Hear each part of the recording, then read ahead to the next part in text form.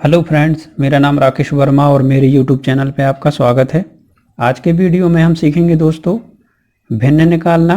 उन भिन्नों में हम छोटा और बड़ा भिन्न निकालना सीखेंगे। साथ ही साथ उन भिन्नों के लिए आरोही और अवरोही क्रम में जमाना सीखेंगे। दोस्तों आज हम सम हर के नियम से, तो दोस्तों हम बड़ा भिन्न, छोटा भिन्न और आरोही अवरोही क्रम में जमाना आज हम सीखेंगे सम हर नियम से।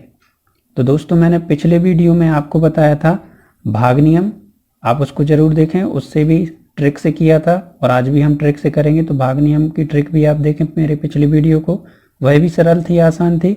और आज हम चर्चा करेंगे समहर के नियम से, और समहर के नियम से निकालना भी बहुत आसान है और इसकी ट्रिक भी बहुत ही सरल है।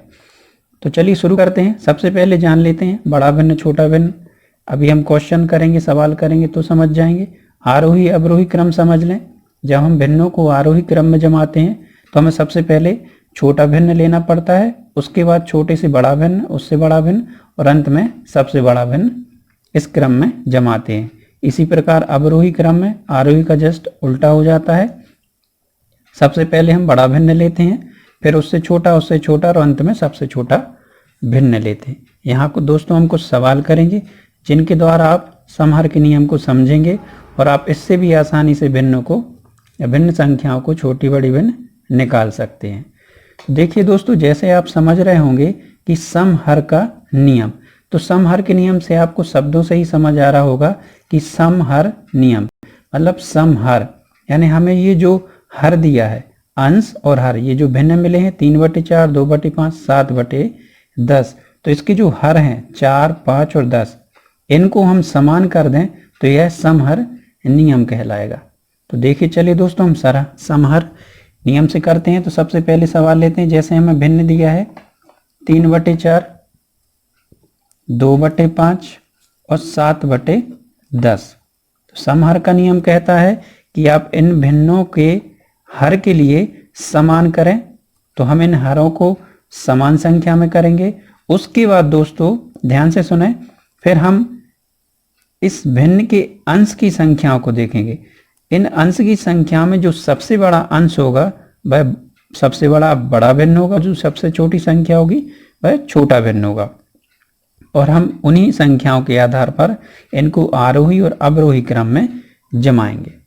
तो चलिए दोस्तों समझें आप कि समान हर किस तरीके से करेंगे। हमारे लिए दिया है एक भिन्न 3/4, 2/5 और 7/10। अब देखिए दोस्तों, हमें यहाँ जो हर दिया है 4, 5 और 10, इन तीनों भिन्नों में हमें कोई ऐसी हर या कोई ऐसी संख्या चाहिए है जो 4, 5, 10 की गुणज हो, या जिसमें 4, 5, 10 का पूरी तरीके से भाग चला जाता हो। तो उसको ज्ञात करने का एक तो ये तरीका है दोस्तों कि हम इन तीनों का एलसीएम निकाल लें। एलसीएम निकालेंगे तो हमें कोई एक संख्या मिल जाएगी, जिसका मतलब होगा वह संख्या 4, 5, 10 से विभाजित होगी या उनकी गुणज होगी। पर दोस्तों हमें एलसीएम निकालने की यहाँ जरूरत नहीं है। उसका एक और आसान तरीका है जो मैं आपसे बता रहा हूँ। आप चेक कर लीजिए, यहीं पर इन हर के आपस में गुणा करके चेक कर लीजिए, आपको वो संख्या मिल जाएगी। देखिए किस तरीके से। जैसे दोस्तों हमने 5 का गुणा 10 में किया, 5 का गुणा 10 में किया तो क्या आया 50। 50 देखिए क्या 5 की गुणज है, 50 में 5 का भाग जाता है तो बिल्कुल जाता है, 10 का भी 50 भाग चले जाएगा, पर 4 का भाग नहीं जा रहा है।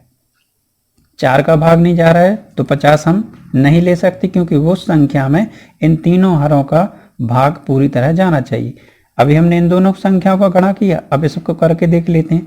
4 का गुणा 5 में करेंगे तो क्या हुआ, 4 पंचे हुआ 20।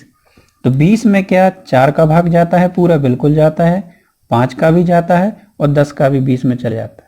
तो हमें एक 20 संख्या ऐसी मिल गई है 20, जो हरों को हमें समान बनाने में मदद करेगी। तो हमें यहाँ इन तीनों भिन्न संख्याओं के हर को हमें 20 बनाना पड़ेगा। तो अब 20 कैसे बनाएंगे आप ये बताइए पहले। 20 कैसे बनेगा, जब आप 4 का 5 में गुणा करेंगे। जब 4 का आप 5 में गुणा करेंगे तो हो जाएगा 20। देखिए इधर करते हैं। जैसे ये लिखा 3/4, 4 का गुणा आप कितने में करेंगे, 5 का तो कितना हो जाएगा 20। जब हम दोस्तों जब हर में 5 का गुणा करेंगे तो हमें अंश में भी 5 का गुणा करना पड़ेगा। इसी तरीके से 2/5 है, तो हम 5 को 20 बनाने के लिए कितने से गुणा करेंगे? 5 चौके हुआ 20, मतलब 4 से गुणा, 4 से यहाँ होगा तो 4 से यहाँ पर भी होगा अंश में। 7/10 है, तो 10 में हम जब 2 से गुणा करेंगे तो हो जाएगा 20, तो यहाँ पे भी हमें 2 से ही गुणा, जो हर में गुणा होगा वही अंश में होगा। अब आप इसको सरल भाषा में आसानी से लिख सकते हैं कि 3 5 हुआ 15 और हमें सबकी हर 20 मिल ही गए हैं। 4 दूनी 8/20, ये 8 है। 7 दूनी 14/20। यही हमारे समहर का नियम है कि जिसके हर समान हो। तो हमने हर समान कर लिए हैं। अब हम अंश को देखकर आसानी से बता पाएंगे कि कौन सा भिन्न बड़ा है। आप देखिए इसमें कौन सा अंश बड़ा है? 15। 15 बड़ा है, इसका मतलब 3/4 जो ये भिन्न दिया है यह सबसे बड़ा भिन्न है। तो यहाँ मिल गया हमें बड़ा भिन्न, मिल गया हमें इधर पे क्या? 3/4, क्योंकि हमें बस ऊपर के अंशों को देखना है। अब सबसे छोटा अंश सबसे छोटा भिन्न कौन सा होगा? सबसे छोटा भिन्न होगा आपका 2/5, क्योंकि यहाँ ये 8 है, 8 सबसे छोटा है इन अंश में, 2/5 का है, 2/5 सबसे छोटा भिन्न। अब इसको आप आरोही और अवरोही क्रम में जमा सकते हैं आराम से, क्योंकि आरोही क्रम में जमाने के लिए क्या करना पड़ता है? यहाँ कर लेते हैं। आरोही क्रम में जमाने के लिए पहले क्या करना पड़ता है? सबसे पहले हमें छोटा भिन्न लेना पड़ता है। सबसे छोटा भिन्न 8 है, मतलब 2/5। उसके बाद लेना पड़ता है उससे बड़ा भिन्न। 8 से बड़ा क्या होगा? 14, और 14 कितने का है? 7/10 का। सबसे छोटा फिर उससे बड़ा, और सबसे बड़ा क्या हो जाएगा आपका? ये 15/20, मतलब 3/4। ये हो गया आपका आरोही क्रम। और अवरोही क्रम दोस्तों जस्ट इनका उल्टा हो जाएगा। अवरोही क्रम, अवरोही क्रम में क्या रहता है? पहले सबसे बड़ा भिन्न होता है, उसके बाद छोटा। सबसे बड़ा भिन्न आपको यहीं देख लीजिए, 3/4 है, 15 है क्योंकि 3/4, फिर 7/10, और फिर उसके बाद 2/5। देखा दोस्तों आपने, समहर के नियम से भी आप आसानी से हरों को किस तरीके से समान करें, और अंश से आप ज्ञात कर सकते हैं बड़ा भिन्न और छोटा भिन्न। चलिए एक सवाल और करते हैं, आपको और क्लियर हो जाएगा। एक और सवाल लिया जैसे 4/15। ध्यान से समझे दोस्तों, बहुत ही आसान, इस समहर के नियम से भी निकालना। ये हुआ 2/25, ये हुआ 6/15, और ये हुआ 7/10। हमारी वही ट्रिक रहेगी, वही सरल तरीका रहेगा। हर के लिए समान करना है। पहले हम आपस में गुणा करके देख लेते हैं। एलसीएम लेने की जरूरत नहीं है हमें। 15 का गुणा आप 10 में करेंगे तो क्या हो जाएगा? 150। और 150 को चेक करिए कि 150 में 15 का भाग जाता है 25 का, और 15 का और 10 का। तो आप देख रहे होंगे कि 150 में 15 का भी भाग जाएगा 10 बार, 25 का भी चला जाएगा लगभग, 25 चौके 100 होता है, पर इससे 25 से भी चला जाएगा, और 15 से और 10 से भी। मतलब हमें 150 एक ऐसी संख्या मिल गई है जो इन चारों हरों वाली संख्याओं से विभाजित होगी। तो हम यहाँ पर चारों हरों के लिए दोस्तों हम 150 बनाएंगे। तो 150 किस तरीके से बनेगी? 4/15 है, 2/25 है, 6/15 है, और 7/10 है।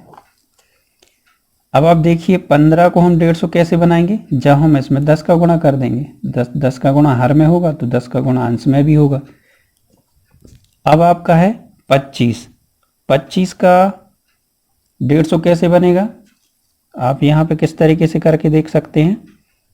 25 चौके 100 हुआ दोस्तों, 25 पंचे 125 हुआ, और 25 छक्के हुआ आपका 150। तो यहाँ पर होगा आपका 6 का, और ऊपर भी करना पड़ेगा हमें 6 का गुणा। 15 का फिर 10 बार होगा 150 में, और यहाँ पर भी हमें 10 का करना पड़ेगा। 10 का यहाँ 150 कैसे होगा? जब हम इसमें आप 15 गुणा करेंगे तो ऊपर भी हमें 15 का गुणा करना पड़ेगा। अब आप समझ गए होंगे, हर हमें 150 बन गया। अब हम ऊपर की संख्या को गुणा कर लेंगे। 10 चौके हुआ 40/150, 6 दूनी 12/150, ये हो गया आपका 60/150, और 15 सत्ते होता है 105 बटे 150। देखिए दोस्तों, समहर के नियम से हमने हर समान कर लिए हैं। अब बस आप अंशों से चेक कर लीजिए, आपको बड़ा भिन्न छोटा भिन्न मिल जाएगा। सबसे पहले बड़ा भिन्न लिखते हैं। बड़ा भिन्न क्या होगा? बड़ी संख्या कौन सी है इसमें? 105। 105 का भिन्न है 7 बटे 10, तो बड़ा भिन्न मिल गया हमें 7 बटे 10। इसी प्रकार छोटा भिन्न क्या होगा? छोटा भिन्न सबसे छोटी संख्या 12 है, मतलब 2 बटे 25। 2 बटे 25 ये आपका सबसे छोटा भिन्न। अब आप इसको आरोही क्रम में जमा सकते हैं। आरोही क्रम में जमाने का क्या है रूल कि सबसे पहले छोटा भिन्न। सबसे छोटा भिन्न 2 बटे 25, क्योंकि 12 सबसे छोटी संख्या है तो 2 बटे 25। उसके बाद बड़ा भिन्न लेना है, तो उससे बड़ा क्या है? 12 के ऊपर बड़ा है आपका 40, मतलब 4 बटे 15। उससे बड़ा है 40 के बाद 60, मतलब 6 बटे 15। और सबसे बड़ा 105, मतलब 7 बटे 10। आप इसका जस्ट उल्टा कर देंगे तो वह हो जाएगा अवरोही क्रम। चलिए एक सवाल और कहते हैं, आपको समझ में आ गई होगी ये ट्रिक और इस समहर का नियम। 11 बटे 15, 9 बटे 20, 7 बटे 12। अब देखिए हर है इसमें 15, 20 और 12। हमें कोई एक ऐसी संख्या चाहिए है जिसमें 15, 20 और 12 का भाग चला जाए। तो ऐसी कौन सी संख्या है? एक तो हम आप ये भी निकाल सकते हैं आपस में गुणा करके कि 12 दूनी 24, 240 हुआ, तो 240 में 15 का भी भाग जाता है, 20 का और 12 का। और जब आप 15 का 20 में करेंगे तो 15 दूनी होगा 30, मतलब 300, तो 300 में भी इन तीनों हरों का भाग जाएगा। तो आप 300 भी ले सकते हैं, और यदि आप कोई छोटी संख्या यदि आपको याद आ जाए तो उसको भी ले सकते हैं। जैसे कि हम यहाँ ले सकते हैं 60। 60 12 का गुणज है, 20 का भी और 15 का। आप सोच सकते हैं 60 सबसे छोटी से, 300 बहुत बड़ी हो जाएगी, फिर भी आप निकाल लेंगे वही सही आंसर होगा। यदि आप यहाँ 60 भी लेंगे ना तो भी दोस्तों आपका सही आंसर आएगा, और 300 लेने पर भी सही आंसर आएगा। पर हम छोटी संख्या लेते हैं। 60 20 का भी गुणज है, 12 का भी और 15 का। तो हम यहाँ पे दोस्तों लेंगे 60। यहाँ पर हम बनाएंगे इनको 60। तो 60 कैसे बनेगा दोस्तों? 11 बटे 15 में 9 बटे 20 और 7 बटे 12। तो 60 कैसे बनेगा? 15 चौके होता है 60। तो यहाँ 15 चौके 60 हो जाएगा, यहाँ पे भी 4 से गुणा करना पड़ेगा। 20 में कितने का गुणा करें कि 60 हो जाए? तो 2 तिया 6, 20 तिया 60, मतलब यहाँ पर भी 3 से। यहाँ कैसे 60 बनेगा? 12 दूनी 24, 12 तिया 12, 12 25 होता है दोस्तों 60। 12 पंचे 60, तो यहाँ पर भी हमें 5 से गुणा करना होगा। यहाँ हमें भिन्न मिल जाएंगे 60 60 के। किस तरीके से?